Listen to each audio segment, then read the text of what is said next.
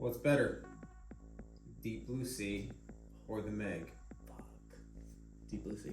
Yeah. Hands down. Yeah. I had to think about it for about 2 seconds, and then I was like, "What the fuck? Come on!" As I was watching waste it, the time? as I was watching it today, I was just like, What's Deep Blue Sea today? no, sorry, the Meg. I apologize. Like, as I was damn. watching it tonight, rather, I was just thinking, I was like, man, I don't know if it's the lack of practical, because there's a lot of CG in Deep Blue Sea, but they do have some practical stuff. Absolutely. I don't know if it's the lack of practical. I don't know if it's the lack of Thomas Jane, or if it's the lack of Sam Jackson. Right. But There's some heavy hitters. There's just not enough. There's not enough. I don't know, 90s charm going on. Exactly. There's the 90s Meg. charm, and I honestly love MEG. I love the story. I love how like large in life, obviously pun intended, like, and just like how over the top or ridiculous it is. But I just think Deep Blue Sea's story is so much more fun, and to like be trapped inside underwater with sharks hunting you is just like so cool. We Like, also talked about this on that episode. yeah, It is Jaws meets Jurassic Park. It really Exactly. is. it's like the pterodactyl scene of the caged hallways, like, and shit like that. Like, there's so many like better, like suspenseful, like intense shark scenes, and it's just so. A lot of it taking place Shit. during the nighttime and not in Yes. broad CGI daylight. Yeah, it's a little aggressive. Like, yeah, no, Deep Blue Sea all day long. Speaking of aggressive lighting. Yeah, baby. Welcome back to the Jony Jawscast. Cheers, pal. Cheers to you, my guy.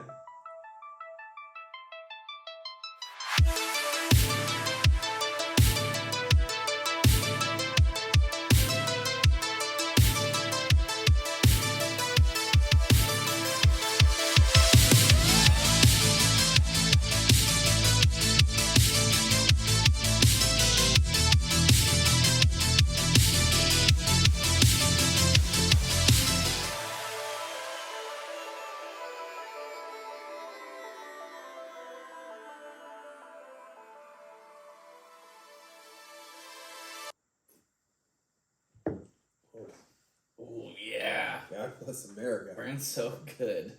Woo-wee. I'm gonna wash down my tequila with some tequila. Wash it down with some Coors Light. Bubbly water. Bubbly water. Ugh. Oh. Woo. God bless. Well, folks, we are right back at it. Oh man, it's been so long. It's like a week, give or take. Depends on how fast future Jony is editing. That's right. Yeah. To be completely honest. Yeah, folks, welcome back to the Jony Jawscast. I am your host, Johnny Horror. With me is my man, my guy, Brian Calvert. Hey! God damn it! Shut the fuck up. I hate you so much. Thanks, man. God. It's good to be back. And we are continuing our discussion of the Meg. Hashtag the Meg, the movie. The 2018 creature feature starring Jason Statham, directed by John Turtletop of National Treasure fame. There it is. Oi! And The other classic. if you did not get a chance to check out our first episode in which we discussed our likes and our dislikes and handed out a couple of awards. God, then why are you even here? Yeah, what's going on, guys? Come on. Dial it back. Let's dial it back a year, okay? Where these cops and lawyers wouldn't dare touch any of you. I mean, what happened? Did your balls drop off? Sorry, I went a full Joker mode. Yeah. Jesus. Did a little bit of a bit. I apologize. But yeah, if you guys haven't checked out that episode, please go listen to that one first. Or listen to this one first. It really doesn't matter because we are just going to be discussing the behind the scenes of the film, how it kind of came into being as it was in development hell for the better part of 20 years, I would say. Oof. So we're going to dive into that. First and foremost, we should just say that we are lazy. We do not get paid to do any of this. So all of our research comes strictly from Wikipedia. Yeah, baby. IMDb. Proven 100% factual sources that you can count on. So we got to give a big shout out to everyone who has contributed to the Wikipedia page for the MEG and the IMDb trivia section for the MEG, because you guys are doing the Lord's work and you will receive your riches in heaven alongside our Savior, Jesus Christ. Oh, right. Praise be unto He. Wow. So as we are known to do on the Jony Jawscast, which is completely different from the Jony Horror Podcast. If you have not listened to the Jony Horror Podcast, you should go check that one out. It's the real deal. Hardly, barely even affiliated. Only in name, really, is there any relation. But yeah, go check us out over on the Jony Horror Podcast, where we talk about horror Mostly. movies. Yeah, Yes. imagine that. Hot damn. Crazy how that works out. But as I was saying here on the Jony Jawscast, we are gonna read quite a bit about the behind the scenes of this film. It's Shark Time, baby. Oh, baby, is it ever? So I guess I'll just take it away, and when I get tired of reading, Brian, I will just hand it off to you. How does that sound? Yeah, no, sounds great. Can't wait. All right. The Meg is a 2018 science fiction action film. All right, take it away. Yeah, there it is.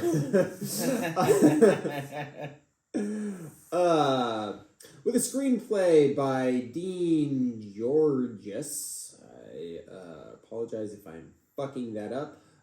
John Hober and Eric Hober, loosely being the key word, based on the 1997 book Meg, a Novel of Deep Terror by Steve Alton. In the film stars Jason Statham, Lee Bing Bing, Rainn Wilson, Ruby Rose, Winston Chow, and Cliff Curtis. A group of scientists encounters a 75-foot-long megalodon shark while on a rescue mission on the floor of the Pacific Ocean. Walt Disney Studios originally purchased the film rights to the book in the 90s, but the film spent years in development hell. The rights eventually landed at Warner Brothers Pictures, and the film was greenlit in 2013. Turtle Tub and much of the cast joined in September of 2014, and filming began in New Zealand and Sanya, China, ending in 2016. Wow. So that's like 2 years of post-production. That's Good insane. Lord. The film is an American and Chinese co-production. The Meg was released in both countries on August 10th, 2018 in Real D 3D. It was a box office success and grossed $530 million worldwide, despite receiving mixed reviews from critics. So, let's just talk a little bit. We've kind of discussed the cast in our last episode briefly. Let's touch on everyone just as fast as we possibly can without That's a good getting call. too sucked into it. Jason Statham as Jonas Taylor. What did you think about him, Brian? I think he did a great job. I think he did the best with what he had, being like one of the lead big names out there. And then you have what's his name, who plays Mac. Cliff Curtis. Yeah, thank you. He also put the team on his back, but Jason Statham did a great job. I feel like he plays a good stoic, hardened character as he usually does. I think he does everything he needs to do in Yeah. this specific movie. Absolutely. No more, no less. And I think he ensured that. Yeah, I definitely no very more. Yes, I very much think that he almost feels like he had a gun to his head at this point. He's just like, Yes. I just gotta do this fucking movie and get it Yeah, done. like you said in the last episode, you can see it in his eyes. Yes. A lot of scenes. So where it's just this like, is the we're film that getting it the film that he made is not the film that he signed up for. You know. No, especially when you hear how long it took. to put Yes. this Oh thing my together. god. Good lord. Oh my god. Dude, like most of the cast was cast in 2014. That's like 4 years. Yeah. I mean, that is granted, it's like insane. 2 years by the time they finished filming, but that's 2 years, That's a man. long That's time. insane. We have Li Bingbing as Su Yin. I think she delivers a fine performance. I think the best thing with her is she has really good chemistry with Jason Statham. Yep. I don't think I agree. I don't really buy her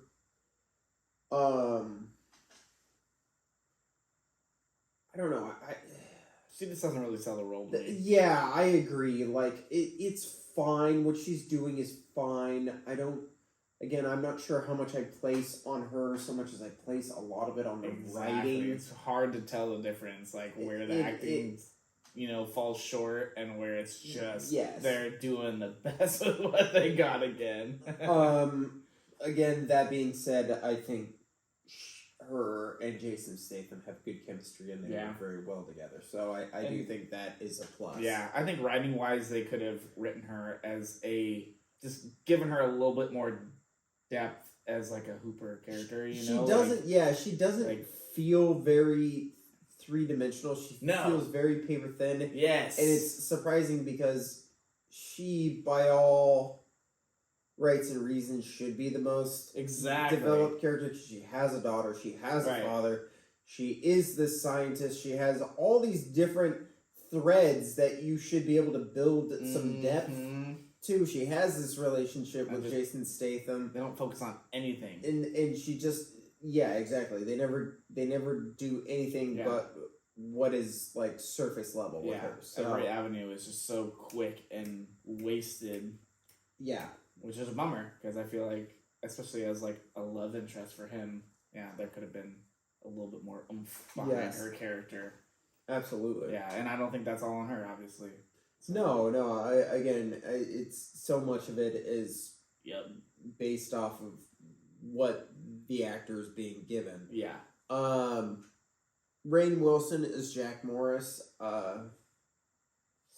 Personally, Tough call. I think, again, like, the writing really muddles this character because, like, are we supposed to like him? Are we supposed to hate him? I think we're supposed to hate him, but then you bring in someone like Rainn Wilson who's just naturally charismatic and charming, and he makes this character fairly likable, and I'm not sure if that was the intent.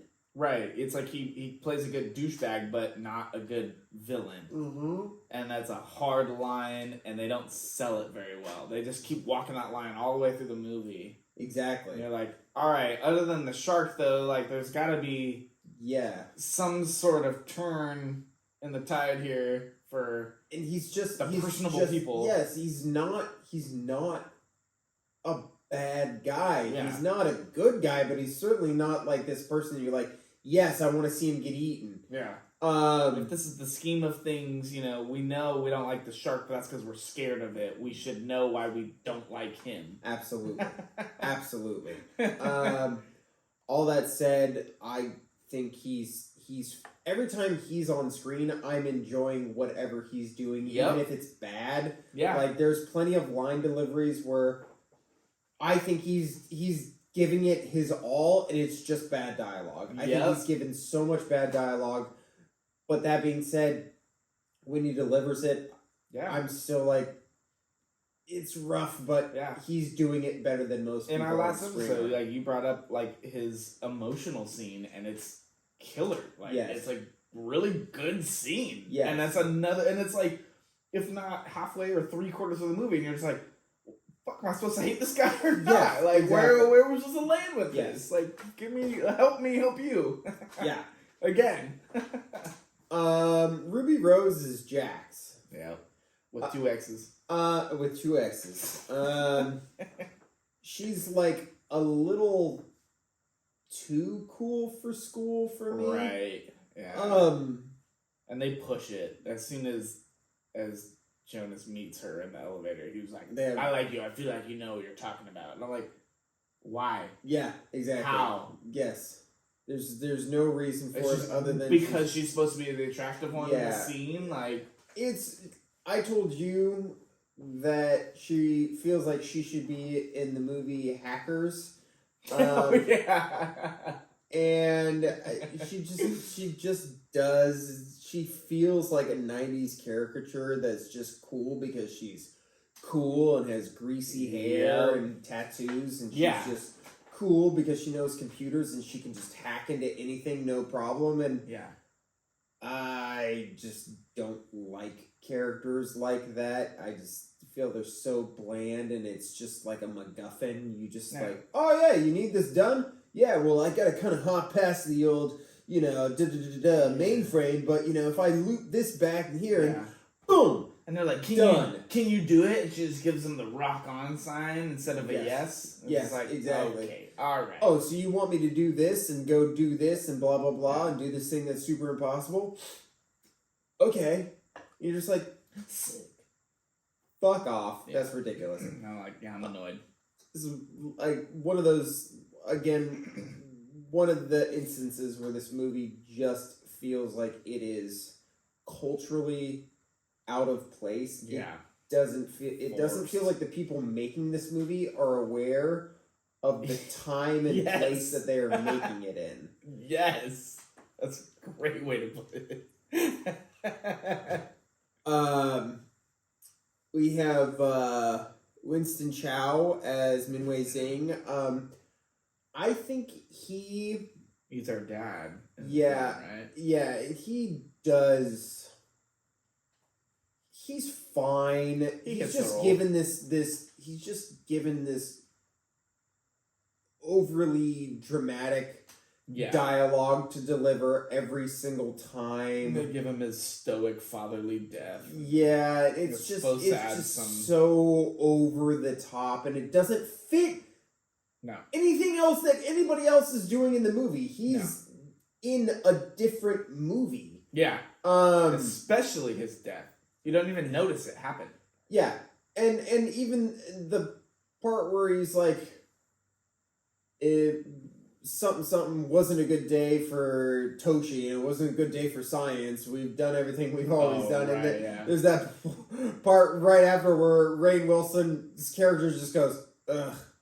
Yeah, and I was like, we're doing that's the same how thing. I feel. That's how I feel. Discovering and then destroying. And his whole scene is just, ugh. Yeah. And he just walked away, and I was like, that is how I feel listening to that garbage. Yeah. Like, that's ridiculous. Yeah, this is horrible. It's not his fault. He's just doing what's in the script, I feel. But it's nothing special. It feels fairly by the numbers and bland. Yeah, he's along for the ride for sure. Yeah. He got his paycheck. Cliff Curtis, who is the MVP of the movie for me. Mac.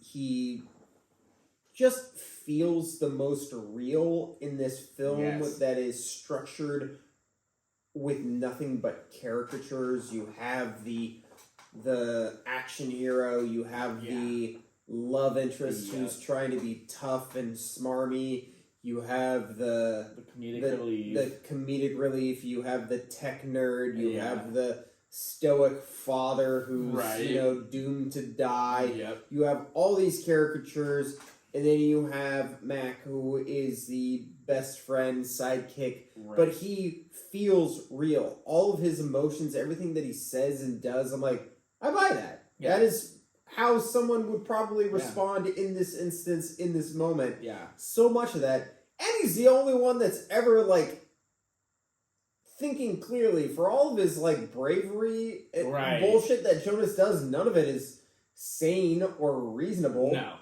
Everything that Mac does, like, when everyone else is, like, trying to, like, swim and freak out when the boat's being turned over, Yeah. guess who's going to get the fucking rafts? Yep.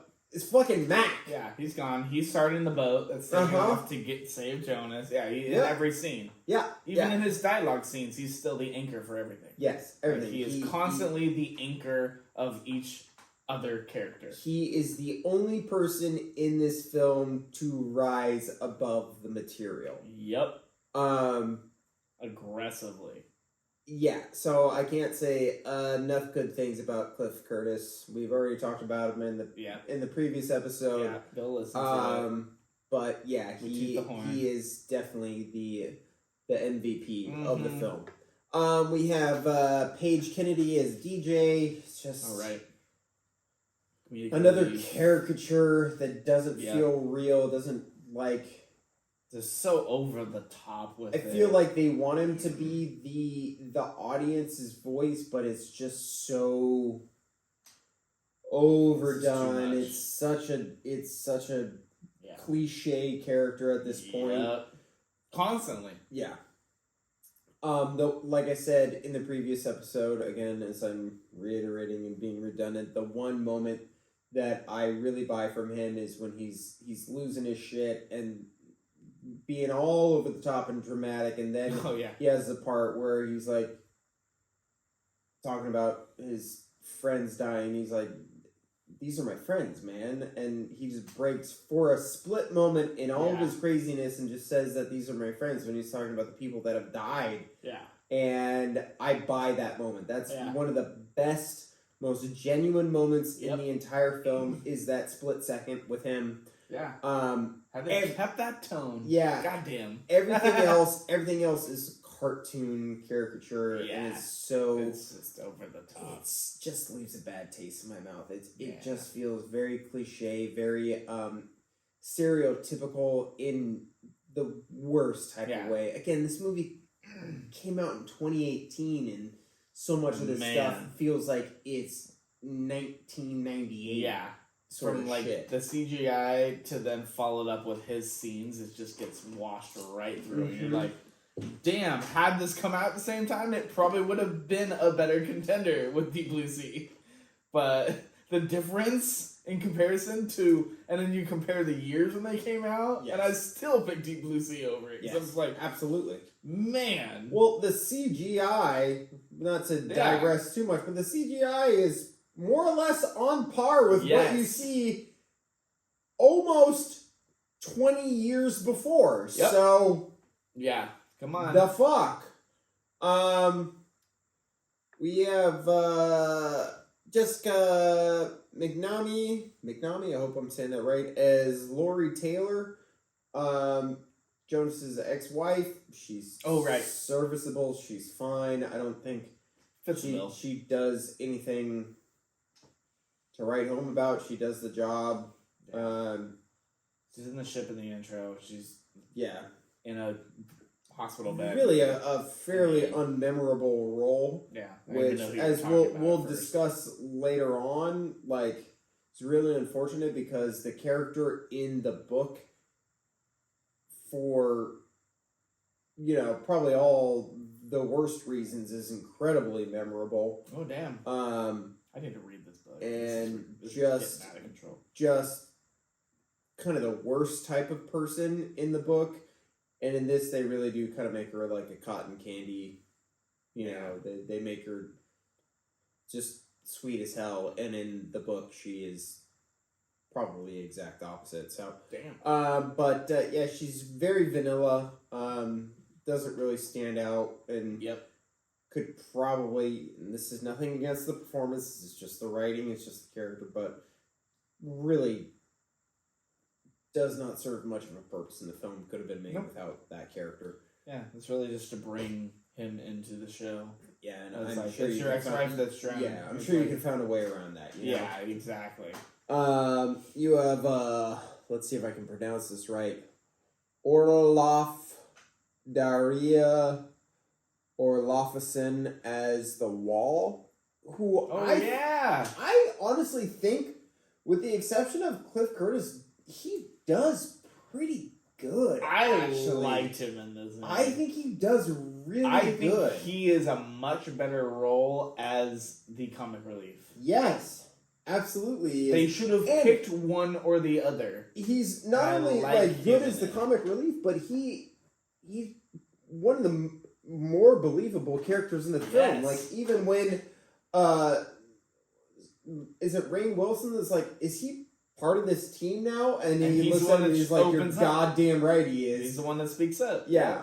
There's that. There's another moment that there's a couple of moments that are just like genuine with him, and he just feels real. Even like we talked about previously, his relationship with Toshi. Yeah, and we'll keep saying this. Go listen to the other episode. Yes. But man, like, their relationship and friendship in the beginning is like what is one of my favorite things about the movie.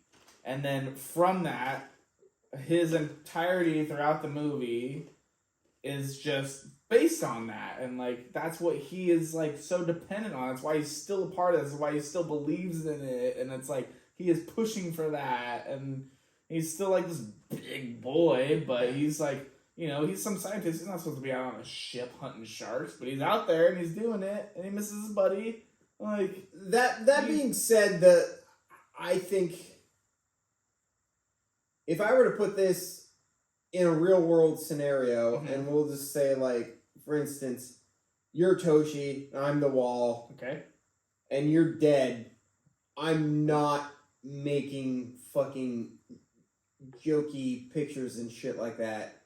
Yeah. With the shark that I think killed my best friend. Oh, right, yeah, no. Because at the time, they very much think that is right. the shark. It's not the shark. He's like, the shark. Put your head in his mouth. I'm not making those fucking jokes. So that, and again, that's not performance. That's just the movie. Writing. That's right, baby. But that's that's just Hollywood, baby. That's just the way the cookie crumbles, sweetheart. But very good point, though. That is just like one of those things where you're like, no. Take a picture of me. Your friend died like 24 hours ago. In this thing's mouth. Yes. Like, no. You're tossing your phone to some guy to be like, take my picture. Come on. Yeah. No. Not a good scene. Exactly. And even how everyone, like, responds to that whole thing. Like, like, when DJ's like, yo, Jonas, did you get that? And then Jonas is like, yo, DJ, I got that! You know? In the water. Yeah. That whole bit, I'm like, people have died. Yeah. Like, this very, is not... Very recently. This is not how people would respond. Yeah. And then the movie continues that whole, like, trend of, like, schmarmy, like, comicalness throughout when people are just still dying left and right. Yeah. Yeah, that whole just, like, quick relief of... next scene. And that's the new emotions. The Marvel-esque of it. Reset. Nothing happened. Keep going. We got Robert Taylor as Dr. Heller. Ooh.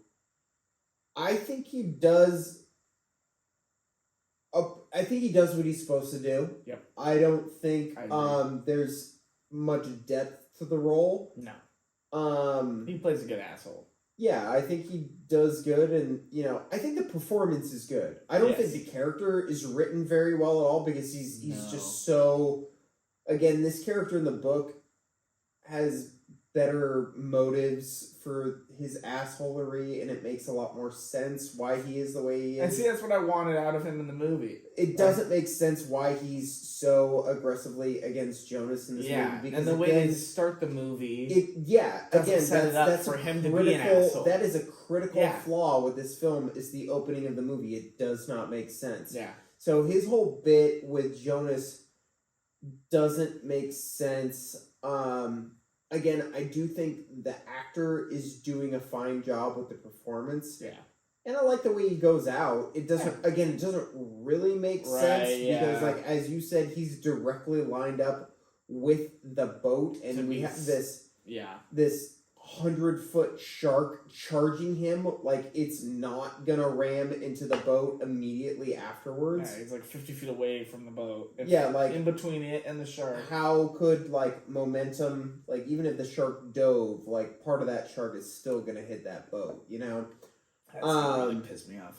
But performance wise, I think he does. Yeah. I think he does what he's supposed to do. Yeah, I don't think it needed to be on him. I think the way they set up the beginning for him and Jonas's feud needed to be it's just flawed. Different. It's flawed. Yeah, it needed so many changes. And then for him to be the asshole he is without those changes, it needed to be ramped up in both directions. Yes.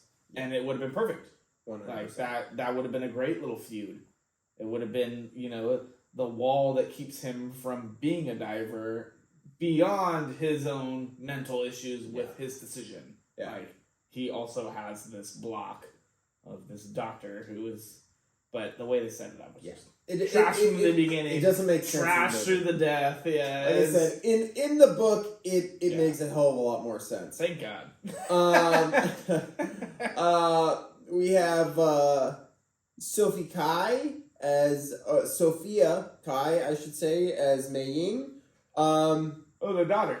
Yeah. Again, I think her performance is just fine. I think the writing is setting her up as like this sort of Full House kid that is smarter than her years, and maybe more intuitive than she needs to be, and I just don't particularly like those kid characters. I really like it when kids are just kids. Yeah, I'd rather blame the writing on it because I think she is a good child actor.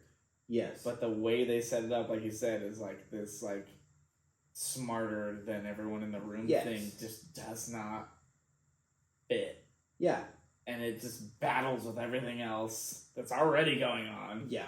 And it just doesn't work, and it frustrates the shit out of me, and then I don't know. They could have done it better.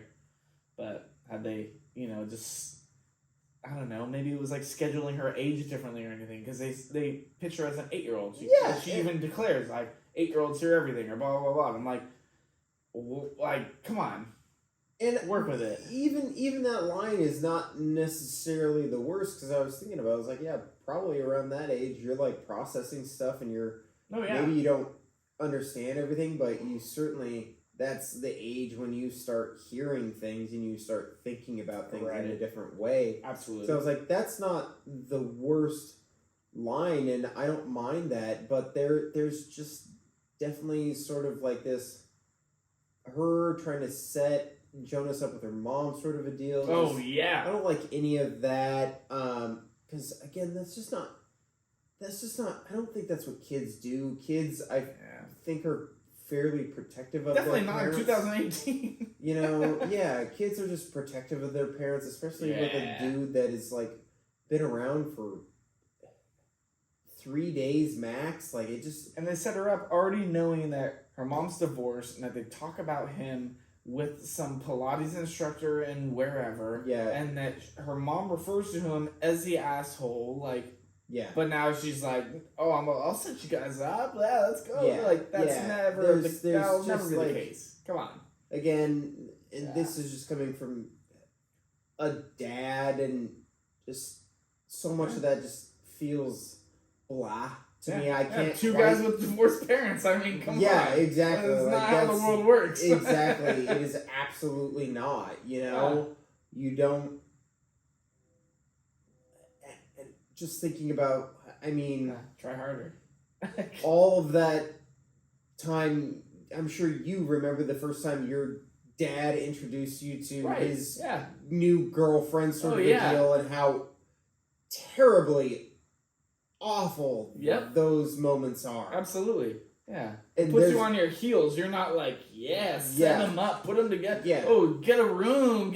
No. Yeah, no, that just doesn't happen like that. No. So that sort of shit just feels so like adults trying to be cute. Another swing and a miss. Yeah, I hate that. Again. But like I said, I think the kid does a good job with the performance. I think she's very cute. She's very sweet. She's very smart alecky in the way that she needs to be for that character. She's doing the job. Yeah, I haven't followed up on it. I hope she takes off acting wise because she's got like the emotions and her little eyebrow raises and stuff. I'm like, damn, yeah. I think she's got the acting chops for sure. So,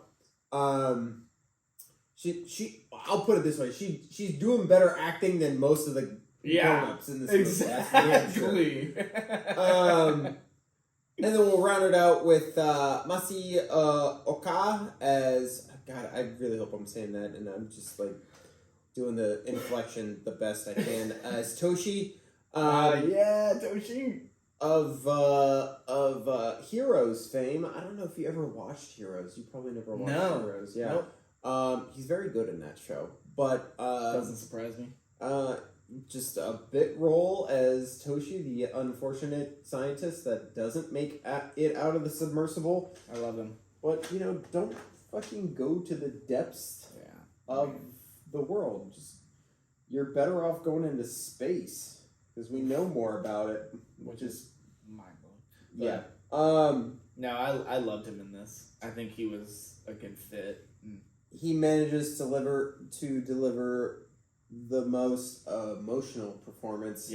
Out of everyone. Yeah, hands down in this film. And he's in it for a grand total, of probably 5 minutes. I was going to say 15, but you're probably right. All of his on-screen time, Yeah. So, his death is insanely memorable. Yeah. His friendship, he has the most emotional impact, in my opinion. Yeah. As far as the movie goes. Really? As far as deaths go, friendships go.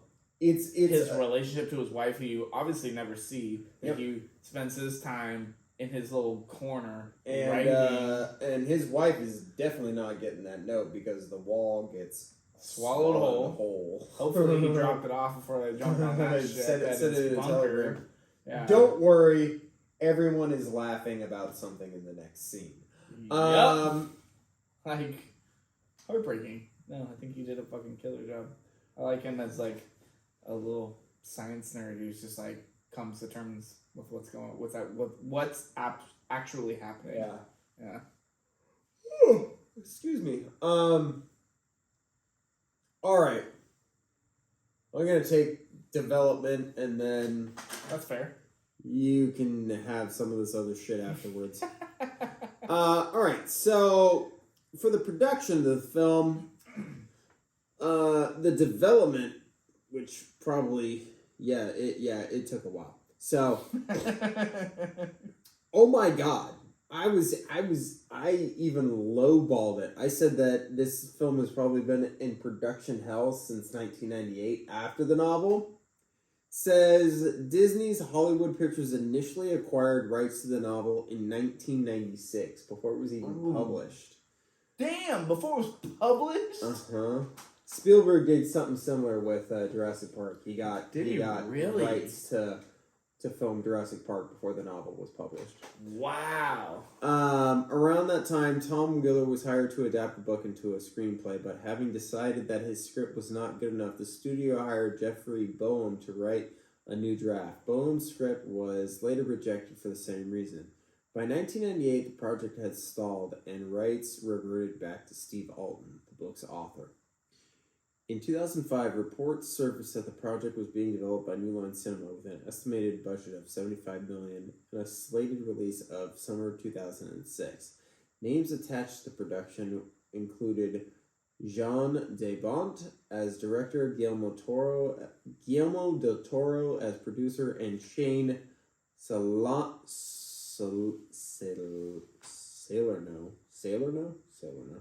as screenwriter. However, New Line later canceled the project due to budgetary concerns. The rights reverted to Alton again, but the film remained in development hell. In 2015, it was announced that the film was moving to Warner Brothers, with a script written by Dean Jawscast.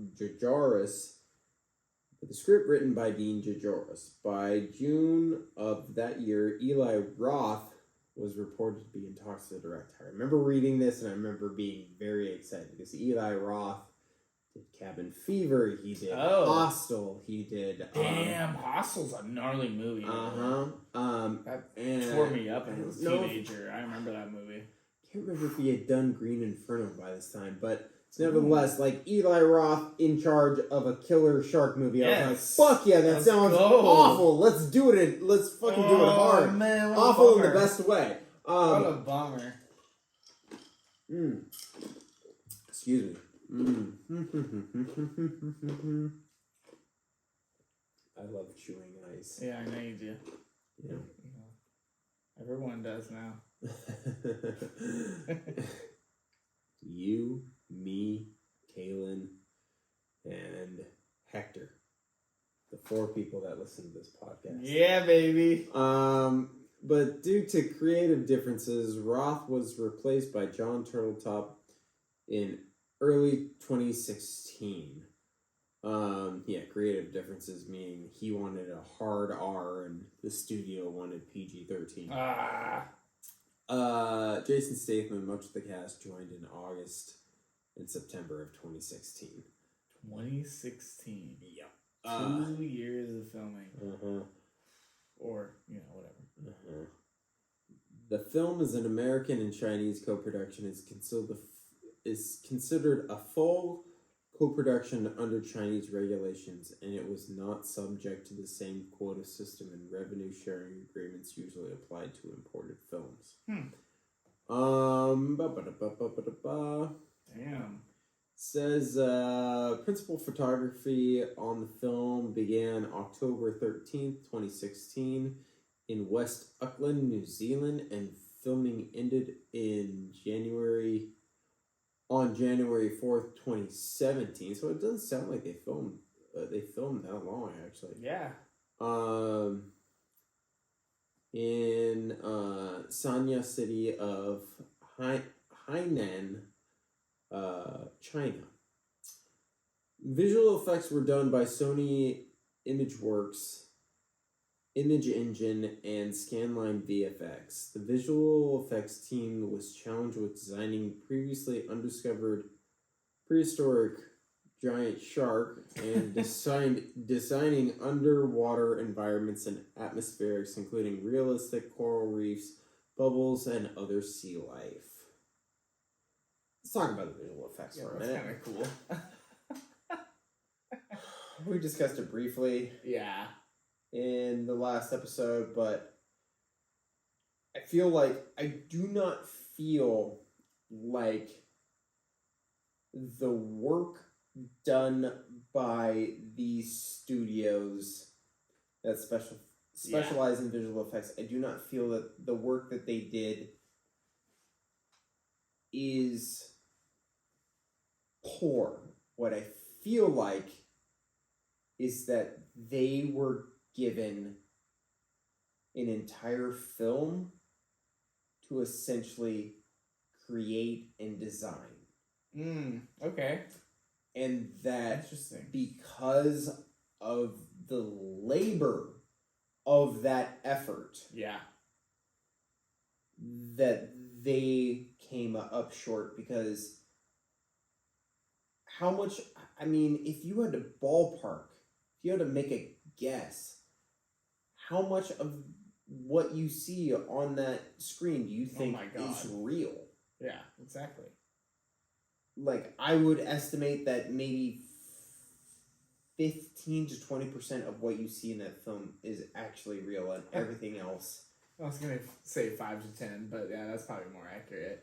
I mean, as far as like water and boats and everything go, yeah, that sounds about. I just feel like everything else is creative, which is just insane. and that is just so much work for that's one wild studio to essentially do. I mean, depending on when they got the project, right?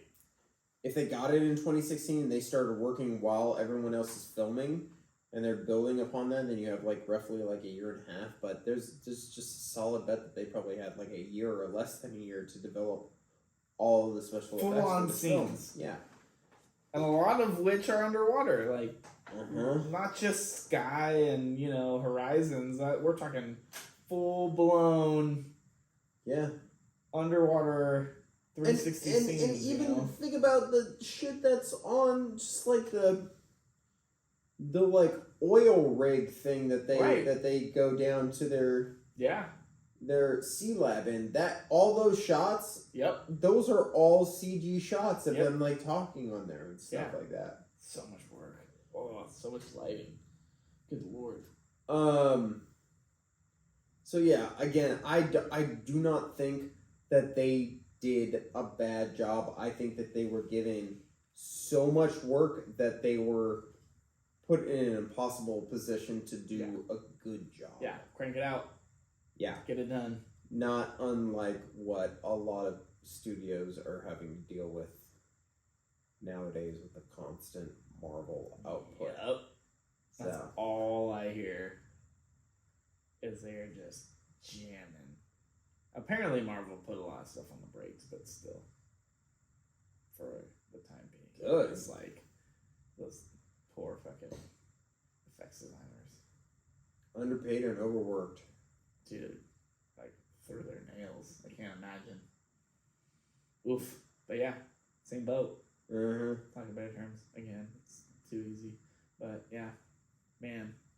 I mean, a lot of it's rough, but there are some really killer scenes in there. So, yeah. For a movie about a giant fucking shark, I feel like they did a pretty good job. There are some really good shots. There are a good amount where I'm like, damn, that's cool. You just have to, put yourself in that right headspace of being like, hey, I'm looking at a movie that is gonna obviously be CGI. They're not out there making fucking mechanical dioramas like they were back in the day of 100-foot fucking MEG, putting up like 500 people in the water on boogie boards and dragging it underneath them. That's not how we do it anymore. So they did a pretty good fucking job. Can you imagine? God, that'd be so fucking cool. So fucking cool. God, that would be rad. You know what those props would go for? How fucking scary would that be? Yeah. You and I have talked at length. We send each other weekly pictures every week of shit that was filmed in Jaws, and it's just people in the water with the mechanical shark in the background, and I'm like, fuck no, never in a million years. You could not pay me enough money to get in the water with that thing. Exactly. I do not care. Yeah, it's like the waist deep water at Universal Studios. I wouldn't get in the water. Yeah. If that thing was submerged, there's no way. Yeah. Just... I wouldn't do it. It's just freaky. It's in your head. Can you imagine? Psychologically, had they made something, not even mechanical, but something that like was even just like the top shell of it, that they could do an aerial shot and pull on a pulley underneath that many people that are just kicking around. Dude, I'd like to be one of those extras and to see this. Why? Dude, the shot that always gets me, there's two shots that really get me. There's the one of Roy Scheider, and he's on the bow of the boat, and he's like climbing up, and you just see the shark like submerged kind of behind him, and his nose is kind of popping out. He's like resetting for a shot. I was like, I hate that. Horrific. I hate that Horrific. shit. Like, I hate it so much. And then there's the one, it's a black and white one. I've posted on my Instagram before. And if I can find it, I'll post it in the notes. Yes, play that shit. It It's is so cool. It is a black and white version. They're in the tank, and they're setting up shots for the cage sequence, and it's just two divers, and it's just black and white, and just they're in the foreground, and in the background, almost so out of focus, you just see the shark, and it's just sitting back there. The shadow. Yeah, and it is just the creepiest fucking you've thing. sent it to me, and it's I horrific. hate it. Yeah, I hate it so traumatizing. much. I could not imagine being in the water with that thing. It's a thing of like how many times it broke down where they're just like, hey, send a diver, go down there, work on there, get up, and you have to be that guy who's just like, I gotta get in the water, it's not real, and you have to go down there and just face this thing. And I've heard, and it's just this giant shark just sitting at the bottom of this fucking 8 foot deep, 10 foot deep, whatever it was, and you gotta go down in some murky water. I remember touch this thing. reading an account of this, like a guy that was like, oh yeah, like it was in the real ocean too. It wasn't in the tank, and they're like, yeah, that's right. Yeah, we lost a shark. You gotta go dive and get it. And he's like, I dove, and I couldn't find it. I couldn't find it. And then I just like felt something over my shoulder, and I turned around, and it was right there in my face. And he's like, I was so scared. Yeah. And then, I readjust and realized it, but I was like, dude, I cannot. I do not. I am just too much of a fucking coward. There is no way in hell I could ever be that diver trying to find that mechanical shark. I'll be down here an extra minute or two while I just die. Rinse out my wetsuit, shitting myself. Like, I just can't imagine. Terrifying. So yeah, I guess like working in tank in a studio with green CGI walls and no shark. That actually sounds fairly agreeable. Yeah. And we just have to amp it up and sell the fact that there's a 100-foot shark out there, and nobody does that in this movie at all. No. Nobody sells it at all. See, I never big believe. Difference. You imagine a paper mache motherfucker back there? Yeah, a little bit different. You imagine put some oomph in it. They got that they take that 25-foot shark from Jaws and they just amplify it times 3. Exactly. Just use the same one and it'd probably crank it up a little bit. It's like, well, that's it. But imagine it's 3 times bigger. It's like, I don't know, water. The message received. Yeah. Sold. I'm scared. Oh.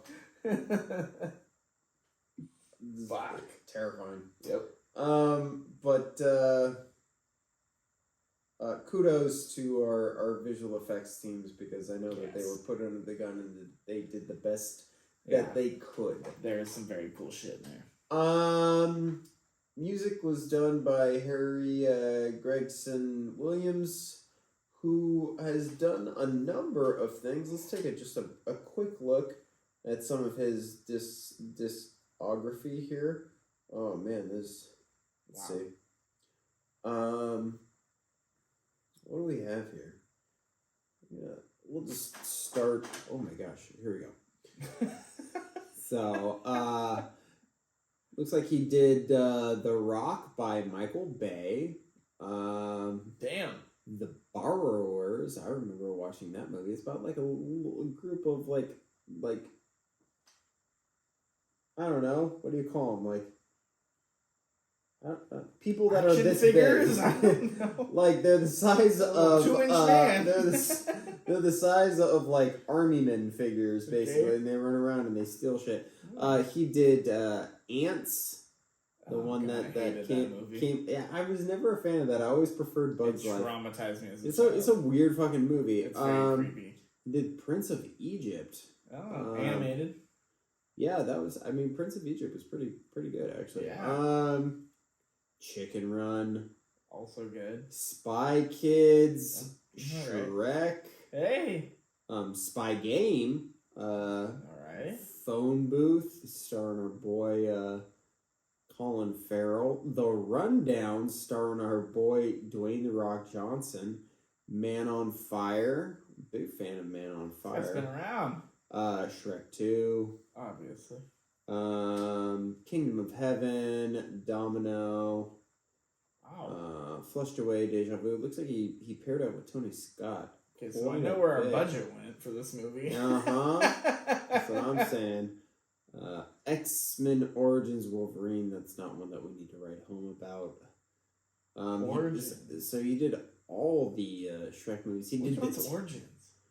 It's the one with the Bionicle Samurai at the end? No. I like that one. I just watched it the other day. That one's the Wolverine. Origins is the one where Deadpool gets turned mute. Oh, right. I forget about that one. Mm-hmm. Totally forget about that one. Yeah. He did. Let's see. He did everything, man. Like everything. Say everything. Like he did everything. I mean, so far, Shrek, Wolverine, you name it. Ants. There it is.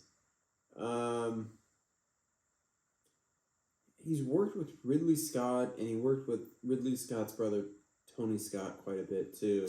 That's cool. He did The Town. Have you ever actually watched? You've watched The Town, right? Oh yeah. Fucking love The Town. The God Town. Damn, that's a good movie. The Town might be the last good crime epic. God, it's such a good movie. I don't watch it. I watch don't. The Town. Yeah, The Town is really God. That's what Ben Affleck and Jeremy Renner. Yeah. God damn. So fucking good. Oh, John Hamm's in it. John Hamm, that's right. Dude, I need to Rebecca rewatch that. Hall's in it. Like, God, that is a Oh. fucking stacked cast, and that movie's so fucking good. I haven't watched it in a while. That's a good fucking movie. Regardless, Anyways,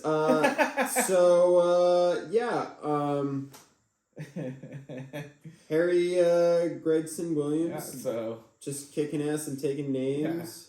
I think the music in this is fine. I don't think it's stood hard. out. It's hard. Yeah. It is hard to do music for a shark movie. Yeah. You're up against a lot. Yeah. How do you do it? If you stand out, it's because you're stealing something. Yes. And exactly. Nothing stood out musically to me in this movie. It has a theme, and it's like Jonas's theme. Really, it's kind of got this bum bum bum bum sort of little heroic theme. Overarching. Yeah, but it doesn't really have a shark theme. It so doesn't. much. Yeah. And you can't. You can't. It's a really as soon as you come in with a theme. the one. We talked about this on Deep Blue Sea. Deep Blue Sea has a shark theme. It does. That is just so different from Jaws that it works. We talked about it. Because it's this right. It's just like uncomfortable. And it does edgy. Almost follow the same dun dun dun dun. Right. It goes up and down, but it's doing it in just such a different pitch. Yeah. That it works. But it's a fine line. This doesn't even fuck around with doing the shark theme. It just has a heroic theme, plays it safe, which is fine. It's a fine score. I remember things building suspense. Obviously, like they amp things up. Yeah, so much of it. But like when the shark is revealed, it's almost like this really pretty and elegant sort of piece of music that I don't necessarily hate, but I'm not afraid of it. I'm just never really afraid of the shark. No. And I'm always just like, all right, here we go, shark, come on. Yeah, and let's go. that is an overarching, overarching. Yeah, there you go. Issue with the film as a whole. That's a narrative problem. It's a score problem. It's like direction problem. Yeah. The shark is never made to feel like it's scary so much as it is in action conduit, something to make the movie go, basically. Yeah, to me it's like you don't have the like Jaws feeling of like, I haven't seen it, I'm terrified of it, but I'm not terrified as much of the shark as I am of the ocean and the missing of the shark, as lack of better terms. Whereas this one, it's like, I've seen it, it's supposed to be big, why aren't I seeing more of it, if anything? Yes. So every time I see the fin, and they play that a lot. It's way out there. Always I'm out just there. like, It's always out there. let's go.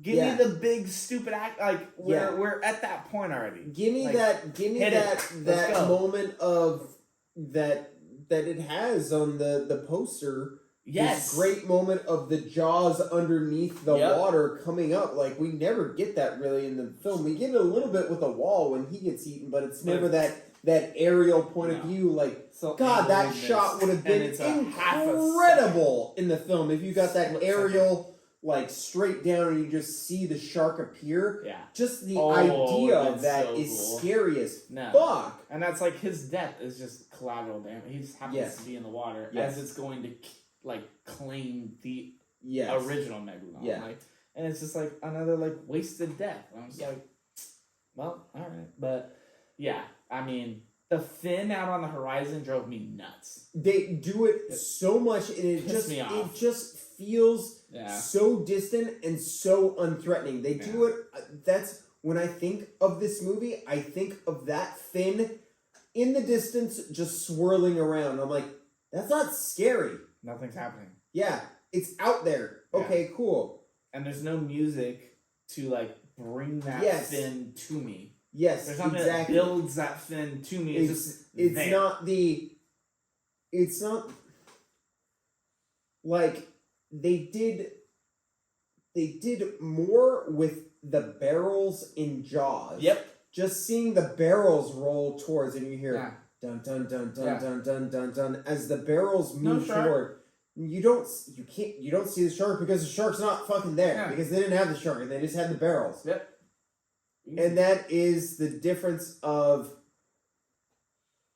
we're doing what we can because we got to shoot around it, and CGI and limitless money and da da da. You see the difference, and it's right there on fucking the screen, you know. Yep. But CGI can only do so much. it's better man. when it is used in very limited fashion. Yeah, sparingly. Yeah. Less is more. Speaking of, Yeah, cheers, buddy. cheers to you, pal. Cheers to you guys. Hey. All right, take release. All right, let's do it. All right. As I drink some tequila. Oh, I feel good. Released by Gravity Pictures in China and Warner Bros. Pictures, excuse me, in the United States. The film was initially scheduled to be released on March 2nd, 2018. Warner and Gravity then said the film would be released during the 2018 Chinese New Year period in China, a week-long annual holiday on February 16th, 2018. The film was later pushed back from its original release date of March 2nd, 2018 to August 10th, 2018 in 3D and IMAX. The studio spent $140 million on global prints and advertisements for the film. Jesus. I mean, rightfully so. I feel like that saved the movie. Yes. Their absolutely. advertising and marketing It was a great marketing was campaign. huge. Great marketing campaign. That Yeah. I will say, I will give that to It was them. killer. They had a great marketing campaign. When you were sending it to me pre-bachelor party, I was like, damn, like, it This looks movie like a looks ridiculous fucking action movie, fun. but I cannot wait to see Yes. this giant Yes. shark movie. And I mean, they Like, did it great. They yeah. paired it. I think they paired the trailer. They paired it with Frank Sinatra's "Somewhere Beyond the Sea." And That's it, right. Genius. Oh, I forgot about that. You said it right. Like, and they would just they had these giant stands in the movie theaters that just had the jaws out, and Yeah, just, that's right. You're absolutely correct. Their dude. marketing was like killer. you hit the nail on the head. That Sold it. absolutely saved the movie. Yep. Great marketing. I think so. Yeah. The movie itself, like, had they just, rolled with their usual, whatever for a shark movie. Dude. I mean, it would have done fine, but they did. Yeah, there was some. Very much so remember some really killer trailers. Yeah. And like marketing materials. Yeah, the Jaws at the theaters was rad. Like stuff you can interact with is just sick. It just builds that hype for it. Yeah. There hadn't been a shark movie in a while. Yeah, at least not a big release like that. Yeah. Nothing like this huge, larger than life like the Meg was like. No one had touched that. Yeah. Obviously. They've been trying for a while. Yeah, but 20 years in the making. Yeah. Want me to do reception? Yeah.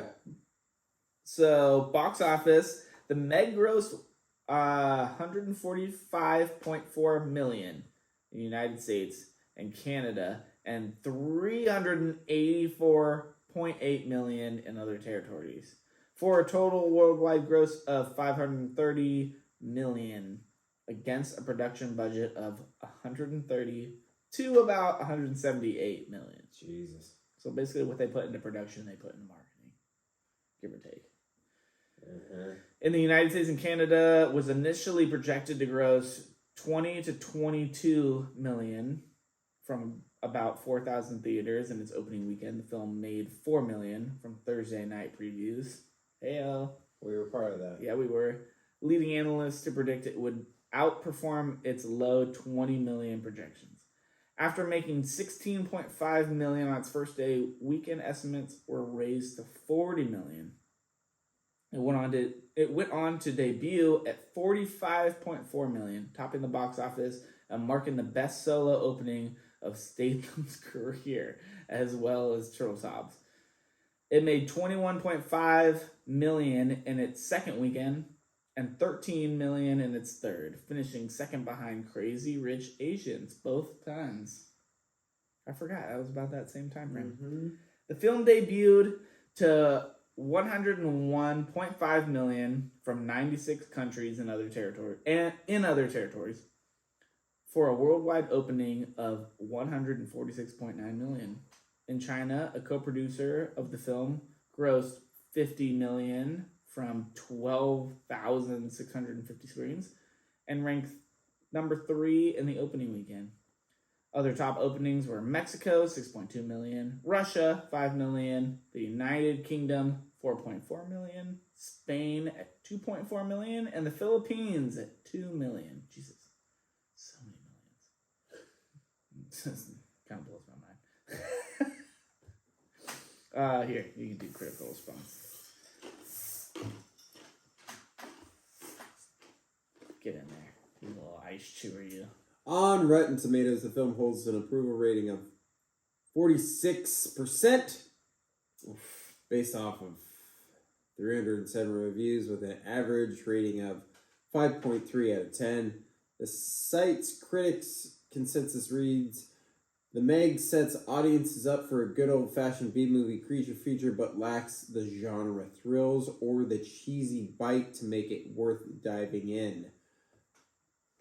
On Metacritic, the film has weighed in an average of 46 out of 100 based on 46 critics, indicating mixed or average reviews. Audience polled on CinemaScore gave the film a B+ on an A+ to F scale.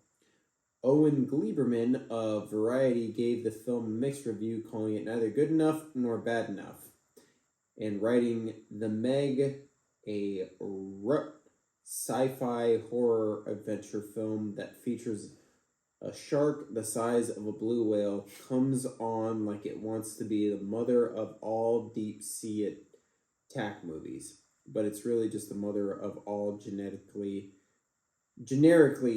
pandering, totally unsurprising Jaws ripoffs.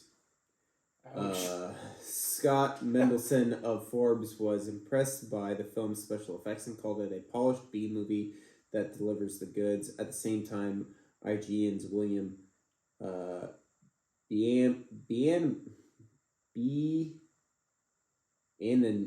You fucking say that. Which one? William Biani. Bibiani. Yeah.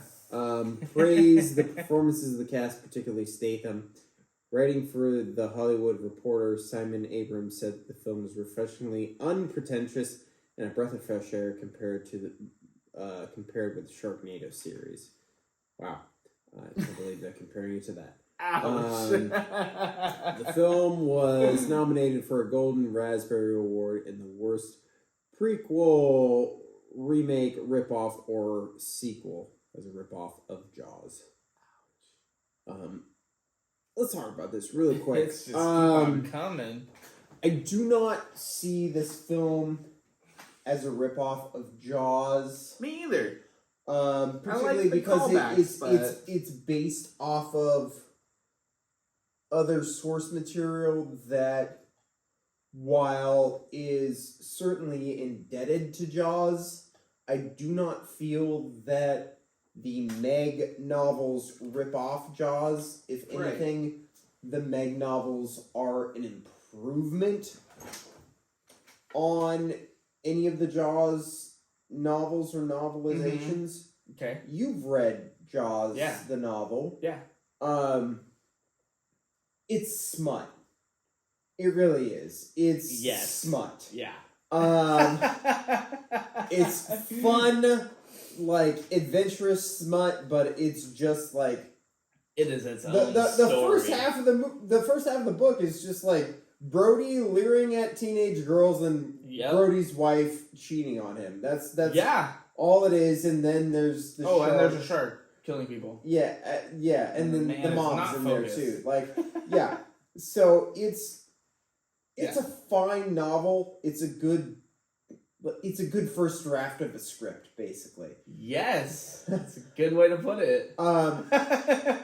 I would argue that Jaws 2 and Jaws the Revenge are both more enjoyable reads. Okay. And both of those novelizations are better than both of the movies. Oh. Okay.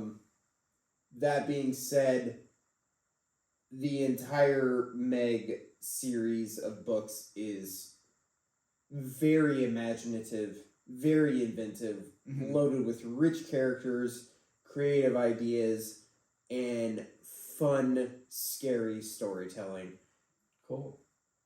And I do not feel that any of it is a ripoff of Jaws. So to sound say like that the Meg is in any way ripping off Jaws, I feel is totally uncalled for, because it's based off of different source material. Just because you have a shark movie where a shark is eating people does not mean it's ripping off other movies where a shark eats people. I don't think that equates. And as much as I would like to say that, Jaws is like the godfather of those shark killing people movies, there's so much that's left out there for other stories. And I feel like this is so in the other direction. If the Meg is ripping off Jaws, Jaws is ripping off Moby Dick. Right. Like, exactly. That's kind of what it comes down to. Come on. Like, if we're really going to be splitting hairs about it, yes. that's what it is. Yeah. So, I feel like it's getting hard critics here. Yeah, and doesn't deserve that. The things that they're critiquing are not the things that they should be critiquing. At least what we're reading here. Yeah. At least what we're reading here. Yeah. I agree. There's there are so many things wrong with this movie, but the shit that is being listed here on Wikipedia is not the shit that I would bust its balls about. Yeah. Same. It is an inferior movie, but I do not think it is an inferior ripoff. I think no. It rises and falls on its own bullshit. Yeah, exactly. It is a very much standalone shark movie with its own fuck ups and its own successes. Yeah, exactly. We'll wrap this up, this episode with this little bit here, because we are expected to have a sequel to the Meg. They say it's supposed to come out this year in August. I do not think it will come out this year. I haven't heard anything about it. I think they've wrapped filming, which is great. Really? But I do not think it will come out this year because I haven't heard anything. There's been no promotional material or anything like that. We are just about in April. And they are saying it's supposed to come out in August. So I would not be surprised if this film gets bumped to 2024. That being said, we're going to read a little bit about the sequel that is in the works to the Meg. Yes. In April 2018, Jason Statham said a Meg sequel would happen if the film did well with the public, saying, "I think it's like anything in this day and age. If it makes money, there's an appetite to make more money. If it makes money, there's an appetite to make more money. And if it doesn't do well, they'll soon sweep it under the carpet. But that's the way Hollywood works." That August, Steve Alton said, "My feeling has always been that this is a $1 billion franchise if it was done right." Absolutely. Yeah. But to be done right, you have to get the shark right, get the cast right, and get the tone right. Warner Brothers nailed it completely. I do not agree with that, Steve Alton, but I'm sure you were being paid lots of money to say that. In October 2018, executive producer Catherine Zheng-Ying said the sequel was in early stages of development. In March 2019, a script for the film was in works. In his September 2020 newsletter, Steve Alton confirmed that the script, titled Meg 2, The Trench, was complete, expressing interest in its dark tone and potential R rating. Ooh. British director Ben Wheatley will direct. In April 2021, Jason Statham said that he believed the filming would begin in January 2022. Production officially began at Warner Brothers Studios in Leavesden in February of 2022 with screenwriters Dean Jorgaris. How have I said this man's name 3 different ways every time I've read it? You're doing great. Eric Hober and John Hober returning, and Statham and Lee expected to reprise their roles from the first film. In March 2022, it was announced that the film would be released in August 4th, 2023. An R rating would be sick. That's really what they should have done. But again, if it had been an R rating, maybe it wouldn't have made as much money. So true. Very true. You can't get crowds of teens for a shark movie. For a rated R shark movie, right? Dude, teenagers are gonna see the movie if they want to see it. That's true, though. Yeah, that's just how it's gonna happen. Yeah. So that kind of wraps up our coverage on the behind the scenes of the Meg and how it was brought into being, more or less. Again, this is all just via Wikipedia, so who knows how much of this is fabricated or not. We're just a couple of Joe Schmoes living our best life, drunk off of tequila and Coors Lights. Talking about sharks.